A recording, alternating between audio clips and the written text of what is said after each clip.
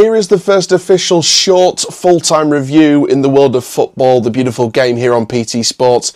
Doncaster Rovers losing 1-0 away at Blackpool, and for me that was a frustrating one. I think if you put the Rovers hat on, because I'm a Rovers fan, it's a very frustrating one, but take the Rovers hat back off and play it down the middle, I think there was probably the right result. I think that Blackpool were not outstanding in the attack, but they were a lot more clinical than Doncaster.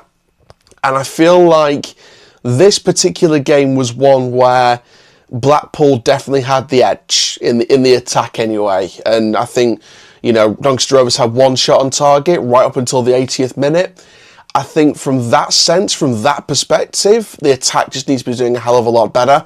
I think Molyneux was definitely a highlight for me at times. Looked like he was tried to make things work on the wing, then had to alter his position. And I think Molyneux tried. I thought Molyneux tried all right. For me, the man of the match for Doncaster was Ian Lawler.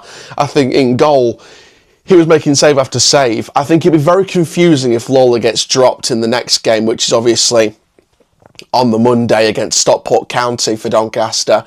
I think that it would be very intriguing if he was dropped for Stockport. I wouldn't think of any reason why he would be dropped. I thought he was the man of the match for the away side today. From a Blackpool perspective, you've got to give credit to the likes of Danny Imre, of course on loan from Crystal Palace.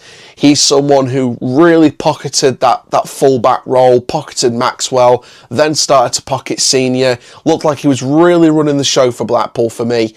And he's someone who I think is a very good talent. And he's someone that I wanted a summer or two ago when I was doing recruitment plans for Doncaster Rovers, which is my football club. So I think for me, Imre ran the show for Blackpool. And I think from a Doncaster perspective, we just couldn't deal with Danny Imre. I think Doncaster Rovers couldn't deal with Danny Imre.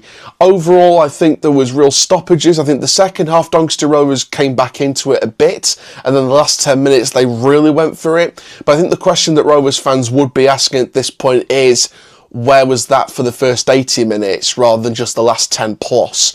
So that would be the question on the lips of Rovers fans. But noticing the response online at full time, a lot more fans have turned into, well, I don't want to call them McCann in, McCann out, but a lot more fans are starting to become sort of McCann time to go people, etc. But that is going to be it for this little full-time review. What do you think? Let me know in the comments down below. Let me all know down below also how your team did in today's games. But for now, stay tuned for more here on PT Sports.